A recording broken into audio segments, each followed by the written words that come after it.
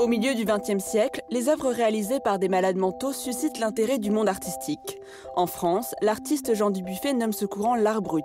Ce mouvement n'existe pas qu'en Europe, il est aussi présent aux États-Unis, comme le montre la dernière expo de la Halle Saint-Pierre à Paris.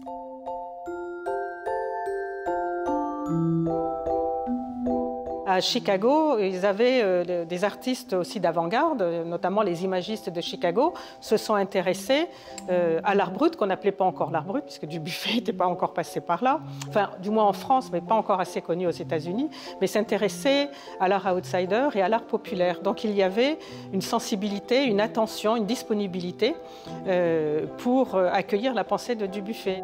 Outre-Atlantique, les auteurs de cet art ne sont pas considérés comme des malades. Une grande partie d'œuvres dans la collection de Dubuffet sont des œuvres, on va dire, d'art des fous. Aux États-Unis, l'histoire de l'art brut n'est pas du tout la même, elle s'origine plutôt dans l'art populaire. Dans les années 70, l'outsider art, synonyme d'art brut pour Dubuffet, s'impose à Chicago. Les artistes travaillent en marge des institutions traditionnelles installées à New York.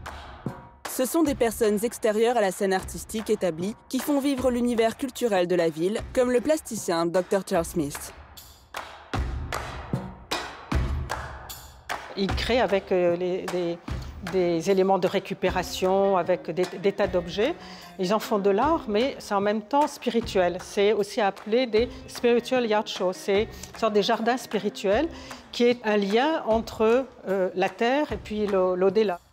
Pour plonger au cœur de cette histoire artistique atypique, l'Expo Chicago Foyer d'Art Brut est à découvrir jusqu'au 2 août 2019.